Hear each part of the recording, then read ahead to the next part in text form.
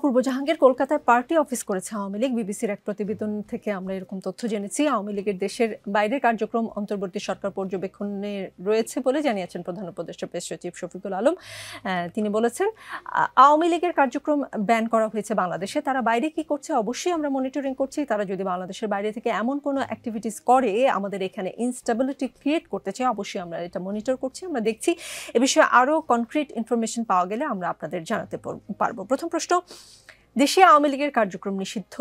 দলটি যদি ভারতে বসে অফিস নিয়ে কার্যক্রম শুরু করে তাহলে সরকারের আসলে কি করার আছে? এই নিয়ে আপনারা কি ভারতের সাথে কোনো কথা বলবেন কিনা? প্রশ্ন 2, দেশের ভিতরে যারা আছে তাদের কিভাবে পর্যবেক্ষণে রাখছে সরকার? দেশের ভিতরে বিভিন্ন ঘটনায় আওয়ামী লীগের সম্পৃক্ততার কথা বলতে শুনি, সরকারকে শুনি, অন্যরাও বলে দেশের ভিতরে আওয়ামী লীগের নেতাকর্মীদের প্রশিক্ষণও দেওয়া হয়, সেই অভিযোগও আমরা শুনি। কিভাবে মনিটর করছে সরকার? আমার কাছে মনে হয় এটা তো ভারতের প্রেস্টিজ ইস্যু। দেখেন, আওয়ামী লীগের কার্যক্রম লাস্ট 15 বছর এবং জুলাইতে, স্পেশালি জুলাইতে যা হয়েছে এটা তো ইউনাইটেড নেশনস দ্বারা সিল মারা, যদি আমি এভাবে করি। তাহলে ভারতের মতো একটা দেশে কিভাবে এটাকে আপনি পলিটিক্যাল পার্টি বলবেন কিনা এখন, বা বলতে পারবেন কিনা, সেটারও যেমন একটা বক্তব্যের জায়গা আছে। এরকম একটা কাণ্ড ঘটানোর পর তারা যদি ওপেনলি কলকাতায় অফিস খুলেও, এটা তো আমার কাছে মনে হয় যে মানে ভারতের নিজের স্বার্থের জন্য ভারতের এটা মানে এই কোনো একটা অবস্থান নেওয়া যেতে পারে।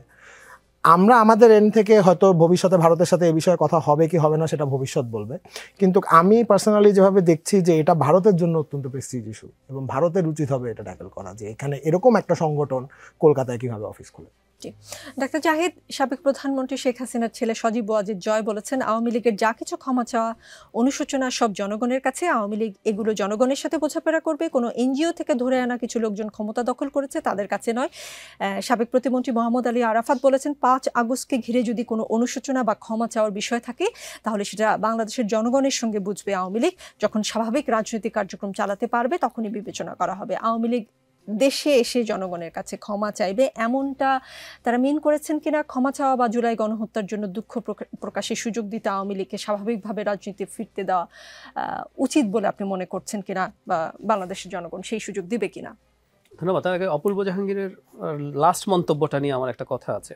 মানে খানিকটা সরি এভাবে বলার জন্য স্বরাষ্ট্রমন্ত্রীর মতো বক্তব্য হয়ে গেল। মানে ভারতের সদিচ্ছা হোক, ভারত শেখ হাসিনাকে তাদের অফিস বন্ধ করে দিক, বাংলাদেশ স্ট্রেইট অ্যাওয়ে এটার প্রতিবাদ করা উচিত। আমি জানি যে উনি একটা পদে আছেন, তো ওনার পক্ষে বলা কঠিন। আমরা খুব স্পষ্টভাবে চাই ওরা বন্ধ করবে না, শেখ হাসিনাকে দেবে না, আমরা প্রথম দিন থেকে জানি। কিন্তু সরকার খুবই টাফ ভাবে, এমনকি প্রধান উপদেষ্টা স্বয়ং মোদির কাছে বলেছেন। সো এই বলাগুলো থাকতে হবে।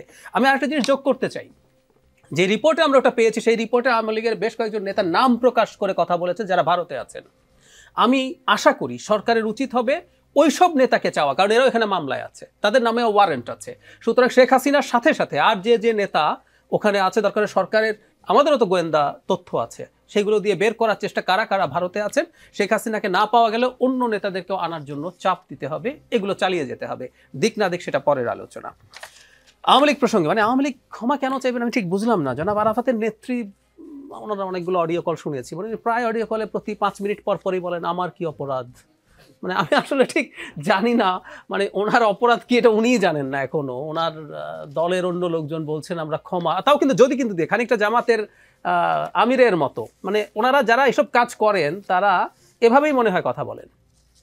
এরকম মানবতা বিরোধী অপরাধ করে গেলেন, আমরা তাদের কাছ থেকে কিছু দেখি না। এখন অহেতুক একটা পরিস্থিতি তৈরি করার চেষ্টা করছেন। উল্টো বরং আমি বলবো কথার কথা, ওনারা এখনো বিচারাধীন, মানে তাদের বিচারের প্রসেসও শুরু হয় নাই, বিচারে নির্ধারিত হবে তারা দল হিসেবে থাকবেন কি থাকবেন না।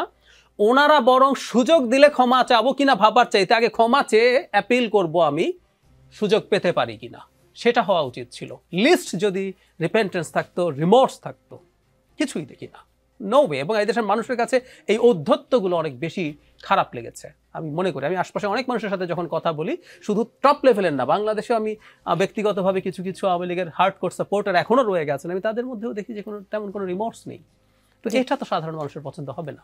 তাসিম খলিল, আওয়ামী লীগের কর্মী সমর্থকদের নিয়ন্ত্রণ করা না গেলে আগামী নির্বাচন ঘিরে বিপর্যয় নেমে আসতে পারে বলে আশঙ্কা প্রকাশ করেছেন এবি পার্টির চেয়ারম্যান মুজিবুর রহমান মঞ্জু। এ সময় ভোট ঘিরে আওয়ামী লীগের নাশকতা ঠেকাতে সরকারের কি ক্ষমতা আছে এমন প্রশ্ন রাখেন তিনি।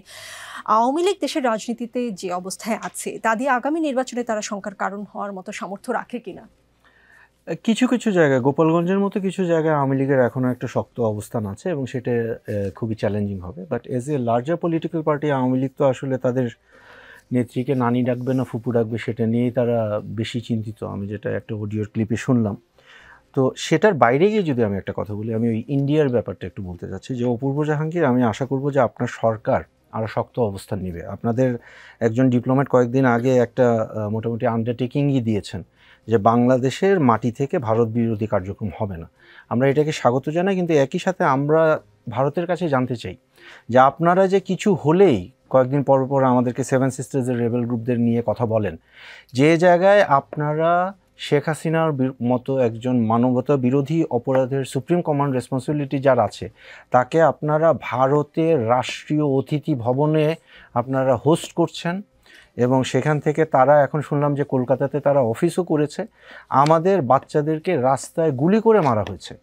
এরা কিন্তু হলো আন্তর্জাতিক মানবতা বিরোধী অপরাধের দায়ে অভিযুক্ত একটা রাজনৈতিক দল কিভাবে ভারতে অবস্থান করে, অফিস চালায়, এটার ব্যাপারে বাংলাদেশ সরকারকে শক্ত অবস্থান নিতে হবে এবং এর আগ পর্যন্ত ভারতের কাছ থেকে বাংলাদেশের মাটি থেকে ভারত বিরোধী কার্যক্রমের কোনো কথা যেন আমরা না শুনতে পাই, এটা আমরা সরকারের কাছ থেকে আশা করব। আর আরেকটা যেটা বলেছেন, হ্যাঁ ইলেকশন যেটা হবে সেটা তো অবশ্যই একটা চ্যালেঞ্জিং ইলেকশন হবে, আমরা সবাই জানি মোটামুটি, কারণ এইখানে তো বাংলাদেশের আইন শৃঙ্খলা পরিস্থিতি এমনিতেই খারাপ। এখানে শুধুমাত্র আপনি আওয়ামী লীগের কথা কেন বলছেন, এখানে বিএনপির মধ্যেও কিন্তু আমরা দেখেছি বিভিন্ন গ্রুপিং আছে, অনেককে বহিষ্কার করা হয়েছে, জামাতের সাথে বিএনপির একটা দ্বন্দ্ব আছে, এখানে মাঝখানে এনসিপির একটা বিষয় আছে।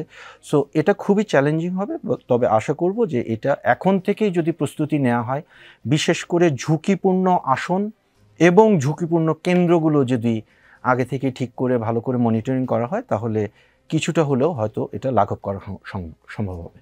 জি, একদম সময় শেষ, তারপরে অপূর্ব জাহাঙ্গীর একদম শেষ সময় ছোট করে উত্তর দিবেন, আপনি এমনিতেই প্রশ্ন উত্তর ছোট করেই দেন।